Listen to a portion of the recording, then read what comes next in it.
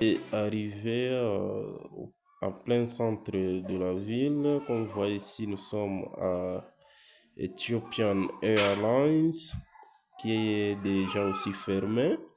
Vous remarquez dans la ville, il n'y a pas assez d'activité. Ici, sur la vidéo, vous remarquez, il y a une ligne d'attente pour les gens qui veulent retirer de l'argent qu'on leur envoie sur M-Pesa ou bien sur Airtel Money. Ça cause vraiment problème ici. Vraiment, c'est pas facile. Si tu as de l'argent qu'on t'a envoyé, vraiment, pour retirer ça, il y a des conditions. Et vraiment, si tu as 100 000, on peut te couper 10% de ça. Donc là, tu déposes d'abord les 10%, hormis les retraits que Vodacom aussi coupe, vous voyez, ou bien Airtel Money. C'est pas facile. Vous voyez cette dame, déjà, depuis, elle était là et attendre, il y a des jetons. C'est votre argent propre, mais vous attendez, vous voyez comment c'est que la guerre nous a imposé des vies inhabituelles. À Goma, ce n'était pas comme ça. Parce que à Goma, vous voyez cette dame, vraiment, elle est fatiguée. Et vous voyez, en attendant, et vraiment, c'est triste. Avec trop de pensées, vous pouvez même lire sur son visage. C'est pas facile. Vraiment, c'est ça la vie actuelle à Goma. Et quand vous remarquez très bien aussi, il n'y a pas assez de circulation dans la ville. Vous voyez, ici je suis, comme vous le savez très bien, au rond-point Tchoukoudou. Là, j'étais passé. Et vraiment, vous allez nous excuser aussi pour la qualité de la vidéo parce que les gens sont agités. Tu ne peux pas prendre ton caméra et puis tu peux pas filmer les gens comme ça parce que si tu filmes comme ça, il y a aussi les ennemis, les MV3 qui circulent dans la ville. S'ils te voient en train de filmer comme ça, vraiment c'est la mort parce que ces gens n'ont pas de prison. Alors vous remarquez ça très bien que nous sommes en plein centre-ville de Goma. Vous voyez, alors là je suis toujours autour de Tchoukoudou, rond-point Tchoukoudou. Vous remarquez, il n'y a pas trop de circulation. Alors, vous voyez, en tout cas, c'est compliqué. C'est compliqué vraiment. Là, c'est en ville. C'est compliqué.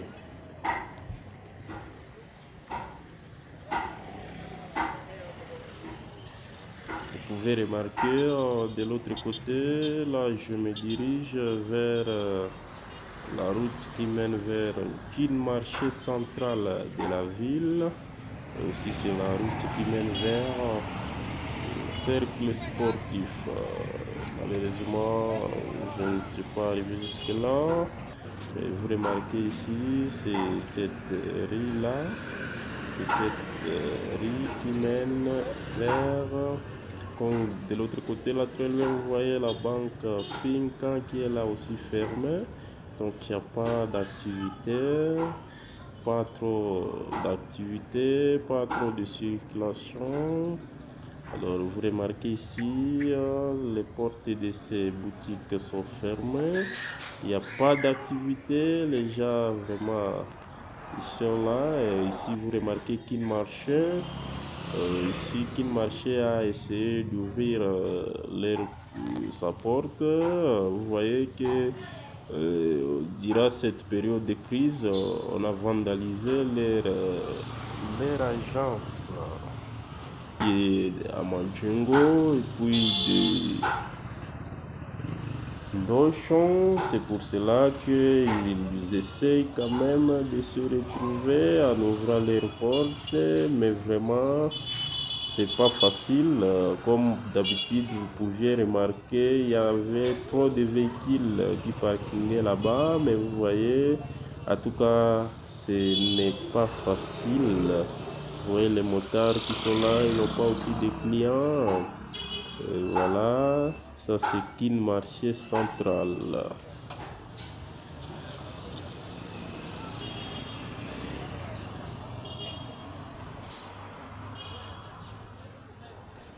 J'espère que celui qui est de Goma a remarqué très bien ça. Ça c'est Kin Marché Central. Alors de là-bas, je me suis dirigé de l'autre côté de la rue.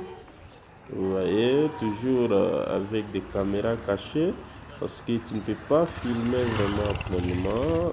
Alors, vous voyez ici, je suis de l'autre côté du parti de la ville, c'est devant la tribune de la ville. Vous remarquez que c'est là-bas que j'étais. Alors, ici, je me promenais, vous voyez, avec toujours caméra cachée.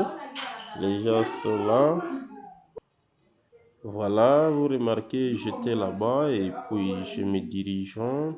Vous voyez, shop, Kin Shop, des motos, TVC, c'est bloqué.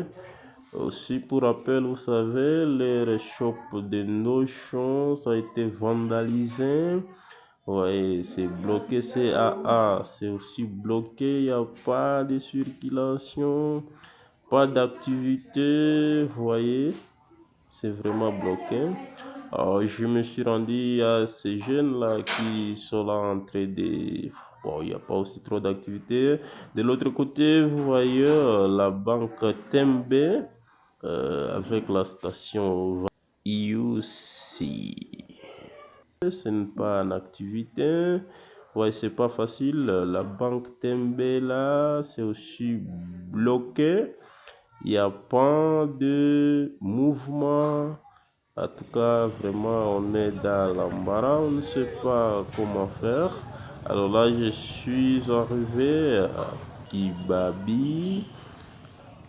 Vous pouvez remarquer là-bas, il y a un peu d'activité. Les gens ont ouvert leur quincaillerie.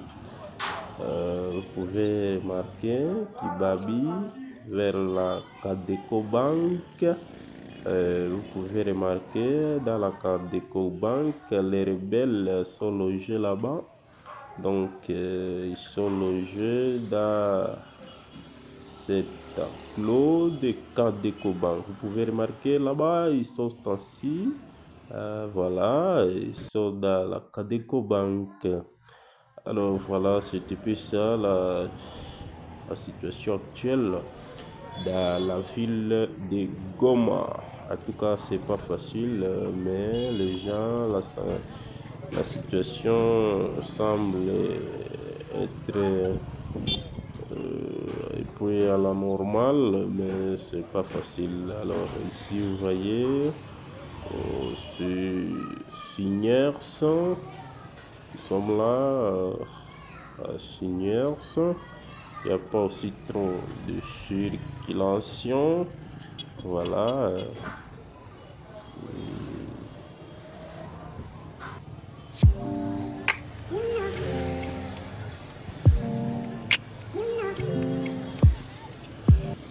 Ici, si vous remarquez très bien, vous allez voir que le motard passe sans les clients. Donc, pour eux aussi, c'est pas facile. En tout cas, plusieurs motards de trouver les clients, ce n'est pas aussi facile.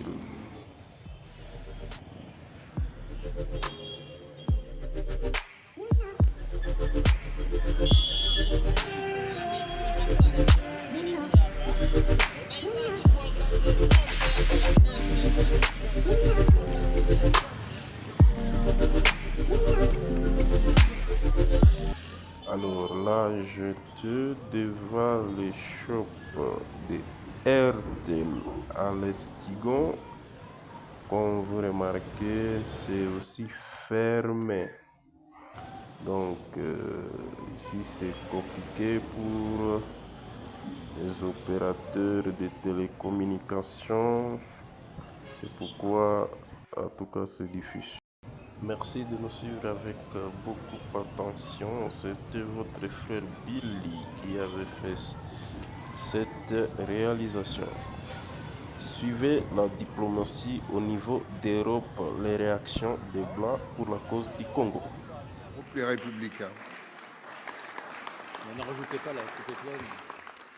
Merci, Monsieur le Président. Ma question s'adresse à Monsieur le ministre de l'Europe et des Affaires étrangères. Monsieur le ministre, depuis plus de 30 ans, le conflit qui ensanglante la région du Kivu et plus largement l'Est de la RDC ne cesse de préoccuper la communauté internationale sans pour autant qu'elle prenne une position claire et sans ambiguïté. À chaque action, des milices, à chaque drame, une condamnation, un soutien et rien de plus. Avec la prise de Goma par le M23, nous atteignons un point de bascule. Là encore, il n'y a eu qu'un soutien à la RDC et une condamnation du M23 et du Rwanda. Hier, notre ambassade à Kinshasa et plusieurs autres ont été les cibles d'attaques inadmissibles. Pour autant, ces actes condamnables en disent long sur la perception par l'opinion locale de l'inaction de la communauté internationale face aux crimes de guerre commis en République démocratique du Congo. Alors, n'est-il pas temps, Monsieur le ministre, d'aller au cœur et au fond du problème, c'est-à-dire de prendre enfin des sanctions ciblées contre le M23 et surtout contre les deux pays qui le soutiennent et l'arment depuis bien trop longtemps, à savoir l'Ouganda et le Rwanda. Monsieur le ministre de l'Europe et des Affaires étrangères, pour répondre à la question, Monsieur Barrot. Monsieur le Président, Mesdames et Messieurs les sénateurs, Monsieur le Sénateur, avec vous, je veux rendre hommage aux agents et aux diplomates de notre poste à Kinshasa qui a été pris d'assaut hier, dont un des bâtiments a été incendié, ce qui me permet de rappeler qu'ils sont bien souvent en première ligne pour défendre nos intérêts dans des situations extrêmement difficiles et que leur engagement, leur dévouement et leur courage forcent notre admiration et notre respect. S'agissant des événements que vous évoquez à l'est de la République démocratique du Congo, la France condamne fermement l'offensive menée par le M23 et soutenue par les forces armées rwandaises. Elle porte atteinte à l'intégrité territoriale et à la souveraineté congolaise. Elle aggrave une crise humanitaire qui est d'ores et déjà la deuxième la plus grave sur toute la planète, en ayant provoqué depuis le début de l'année plus de 400 000 déplacements de population, après les 2 millions de personnes déplacées l'année dernière, et en mettant à rude épreuve les forces onusiennes, la MONUSCO qui sur place protège les populations civiles et dont 3 casques bleus ont d'ores et déjà payé de leur vie leur engagement au service de leur protection. Dans ce contexte, la France se mobilise. Le président de la République ces derniers jours s'est entretenu avec les 2 chefs d'État ainsi qu'un certain nombre d'autres dans la région pour créer les conditions du rétablissement du dialogue. Au Conseil de sécurité des Nations Unies, nous avons soutenu la République démocratique du Congo dans sa demande d'organiser 2 réunions d'urgence et nous avons porté une déclaration dans laquelle les agissements du M23 soutenus par les forces armées rwandaises sont condamnés ouvertement et sans aucune forme d'ambiguïté. Et avant-hier à Bruxelles, c'est sous notre impulsion que la haute représentante de l'Union européenne a à son tour condamné cette offensive et appelé à un cessez-le-feu immédiat. Vous le savez, jusqu'à présent, c'est le processus de Luanda qui a organisé la relation entre RDC et le Rwanda, et c'est le processus de Nairobi qui a organisé les relations entre le RDC et les groupes rebelles dont le M23 fait partie.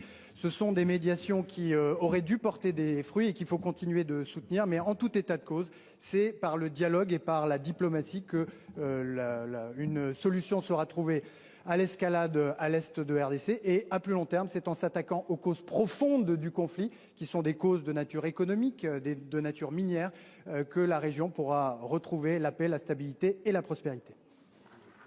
Monsieur Frassa. Monsieur le ministre, on condamne, mais il manque l'essentiel. C'est-à-dire que, rien que pour vous rappeler, l'Union européenne finance à hauteur de 20 millions l'armée rwandaise pour intervenir au Mozambique,